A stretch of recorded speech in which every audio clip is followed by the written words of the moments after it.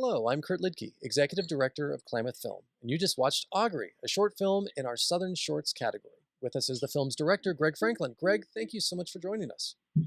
Thanks, Kurt. Pleasure to be here.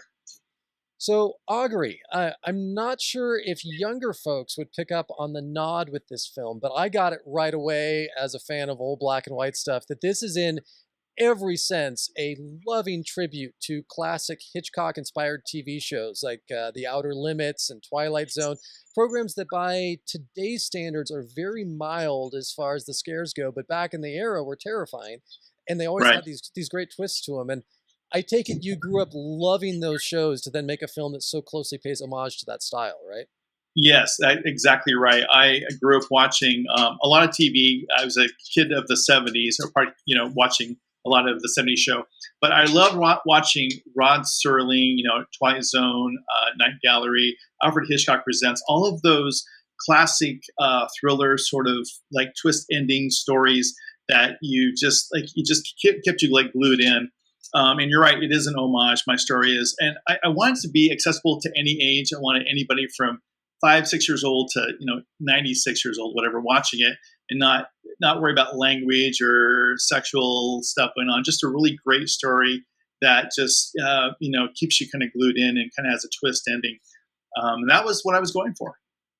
It very much so comes across as that style. I mean, so much of what we see of what we would consider horror today is a lot of jump scares and whatnot. But you'll go back to 50s and 60s TV and a lot of the Hitchcock stuff, who's still considered, the all-time master of horror. There's not really blood and guts, gore, jump scare stuff. It's all twists and psychological things, and we don't see that a lot much anymore in film. And so this was, I thought, was really refreshing as someone who grew up on that stuff, same as you did, to see something that so vividly mimics that style, even down to the shooting it in black and white was clearly something that you wanted to do to try to make it look like Outer Limits, Twilight Yeah. Zone, Hitchcock Presents stuff, right? Yeah, exactly. So, see, for me, when I watch a film, whether it's a short film or just a regular feature, I'm always looking for, how is the story being told? Is it clever writing? Is it unique? If there's lots of cliches that happen, that just kind of turns me off as a viewer.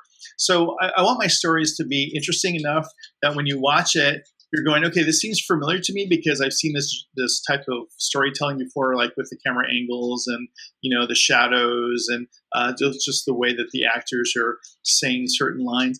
But I don't want to be predictable, and I think that's what Hitchcock really, if you speak about him, or even Lynch. I mean, it's a great example of that too. They really tell the story through the characters. They don't need to show the blood and guts and the jump, have someone jump out at you and scare you. It's the psychological thinking of what's going to happen, and is this character really who I think they portray themselves as, or are they going to turn in the story and be somebody else, and it's going to surprise me? So with Augury, it's basically the main character. He is writing to himself about. He's forewarning himself of 3 events that will happen in his future that could possibly lead to his demise or his end. And so how does he deal with that? I won't give it away. Well, you've already watched it, but it's just a matter of just watched it. Yeah.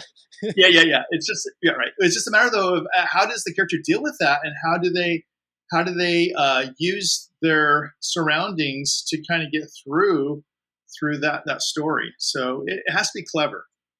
Yeah. So how did you come up with the story for Augury?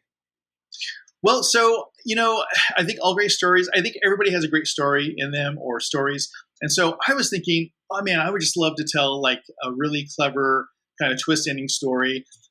Instead of just having one little story, I wrote 6, 7 scripts, and I decided to make them kind of like a narrative. So like they're all together in one feature. And if you've seen any of Night Gallery, Rod Serling stories, he always introduces each story and they're kind of linked together. And so they're kind of one type of theme that kind of carries throughout the whole film. And I thought, wouldn't it be neat to have other directors, lots of different actors, in different stories that really had the same theme, that would be kind of into this feature. And so this is Augury is the second film that I have completed. First one's Happenstance, and so I'll be filming one more this hopefully this fall called Facade. And so all of these stories have one name as the title, but they all have the same theme. And here's the thing: are we in control of our fate, or is God, or is it both? And so I know that's kind of an open-ended theme. Like, well, I mean, that could be anything, right? But you get to watch the actors, the characters. You get to see how they deal with their surroundings and what's happening in the story, and they're trying to make sense of it, and they're trying to just get from point A to point B to point C, and each character has their own motivation, and that's what's really exciting too. Is that you're kind of rooting for the bad guy or the bad girl or whatever, and you're hoping that somebody, or vice versa, maybe it's the person that's being the victim, but you're trying to root for them to try to get through that whatever that issue is to the end. Yeah. Yeah. So making a film is hard enough as is, but did you film this during the pandemic? And if so, how Yeah. did that complicate things as far as the production goes? Yeah. Okay. So we had to, of course, get COVID tests, wear masks, just make sure that we had two actors that were SAG AFTRA actors. We had to make sure that they had, were obviously got paid. Everybody gets paid on the set, whether you're crew or cast. We just try to deal with a real professional setting, but wearing a mask and you're, trying to get focus, you're thinking, okay, not a big deal. Well, your glasses are fogging up. I wear glasses, and I wasn't running camera, but a couple of our camera units, they were trying to like get the focus, and their glasses are like, they're trying to pull their mask down. Kind of keep your mask up, and it's just so many things happen, and just keeping everything kind of clean and sterile, and the surroundings, and it's exhausting. You get through with shooting, and we shot for a good solid day and a half, and then we did some pickup shots like a month and a half later. And you're just exhausted. You're going, oh, is it worth it? And then you finally, get the film edited, and you fit the sound effects in and everything, and then you watch and you go, yeah, it was worth it. So, Well, I think it definitely was, because in particular, the lead actor in this film, I think, did an extraordinary job of recreating the classic acting style that we see in those old time shows. It's really, you can look at actors on film. In the silent film era, they had to be a lot more emotive. And then there was a stretch where things were a little over exaggerated. And then 50s and 60s, it became, very straight button yeah, tie down. yeah, Um, and then 70s, it kind of changed. And so every era has its own sort of acting style to it. And it's not easy to go back to those styles that are no longer common. But your right, lead in this film, I thought did a really good job of harkening back to that Twilight Zone Outer Limits style of acting and character portrayal, because to do this kind of thing, it can be either done really well or really poorly. There's not really a gray area in between. yeah, So right. did you sit down with your lead and maybe watch a bunch of old episodes, or how did you prepare them for this? That's a great question. Well, so really, so Jeff Bridden, he plays the main character, and he actually he's been acting for decades. I mean, clear back from the 70s, maybe 60s, but he already intuitively had that style of it's. I kind of call it a classic style of acting where there's more pauses, when you deliver a line, or just kind of how you tilt your head or how you phrase things. And so Jeff Ridden already had that. He already knew how to do that. And when I thought of the story, I immediately thought of him. So I was doing a radio show with Jeff and the other main actors. And I thought, man, these guys are great.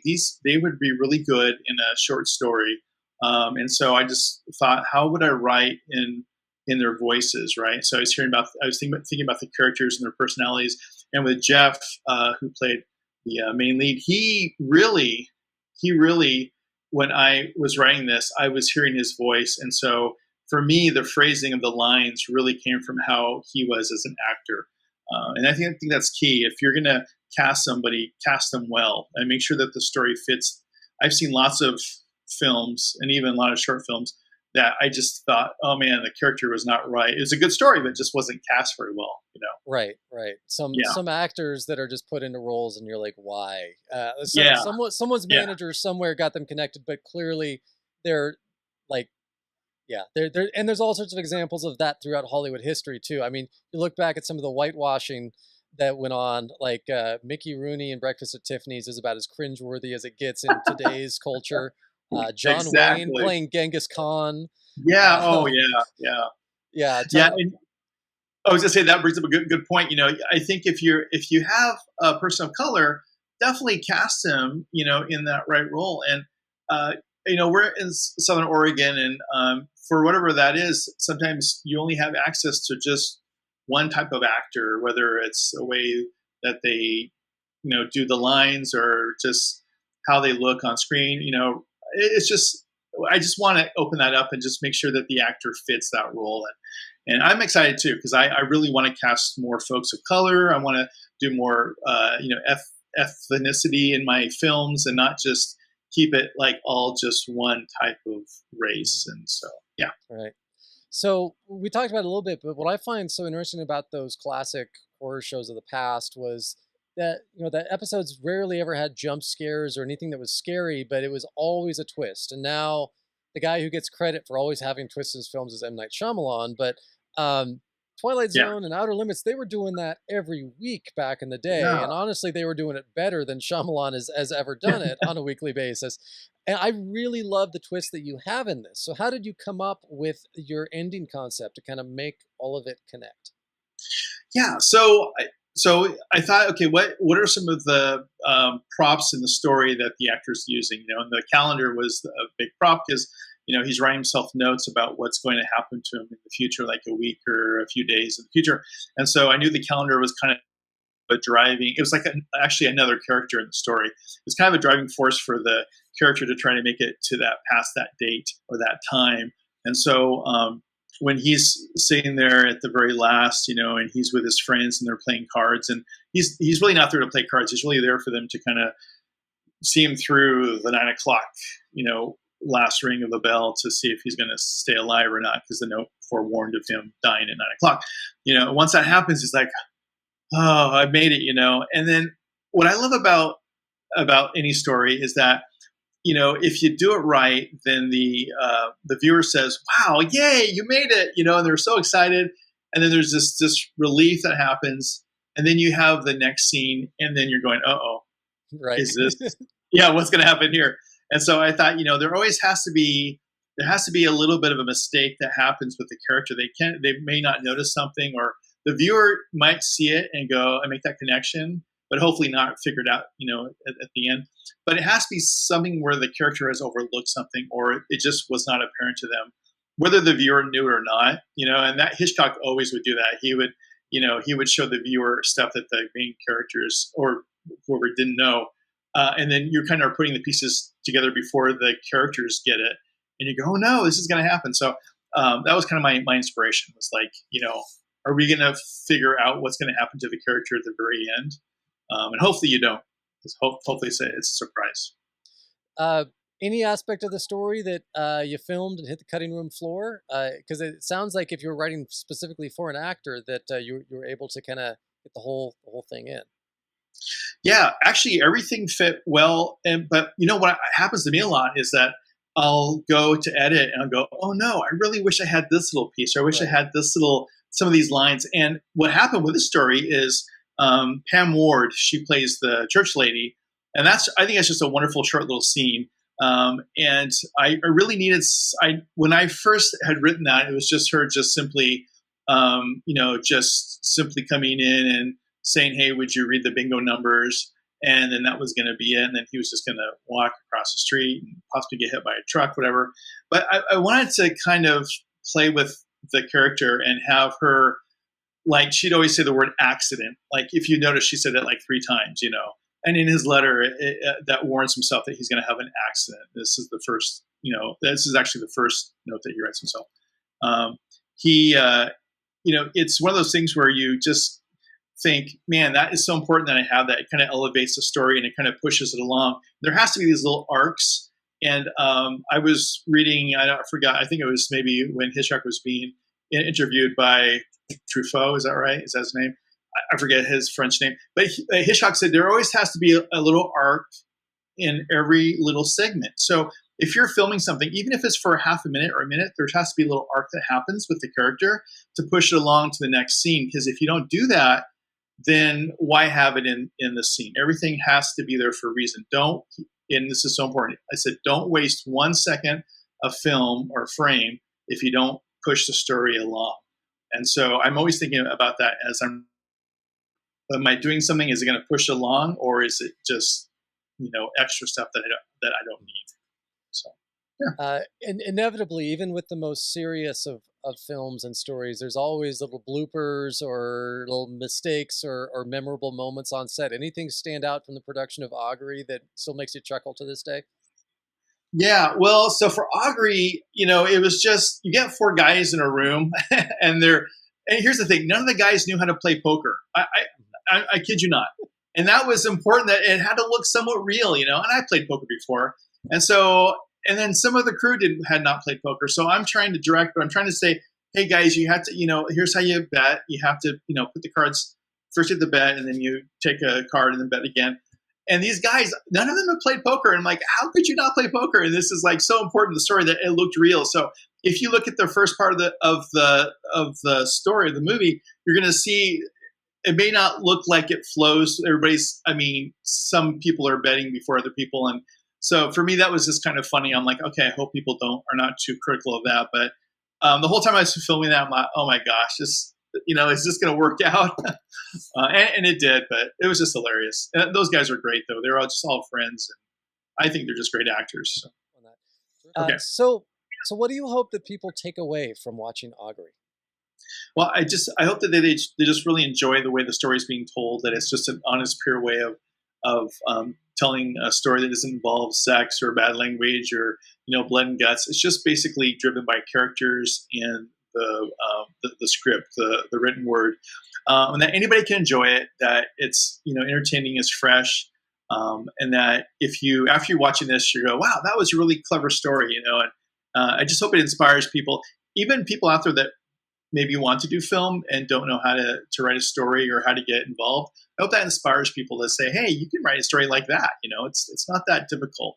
Just takes some time, effort, and people that know how to shoot a film. So, yeah. Well, thank you, Greg, for being a part of this year's Klamath Independent Film Festival. Augury will screen on Sunday, September 19th at 5 p.m. at the Ross Raglan Theater in our Southern Shorts category and available all week on demand. Thank you, Greg, for the time, and we look forward to seeing you here in Klamath. Thanks so much, Kurt.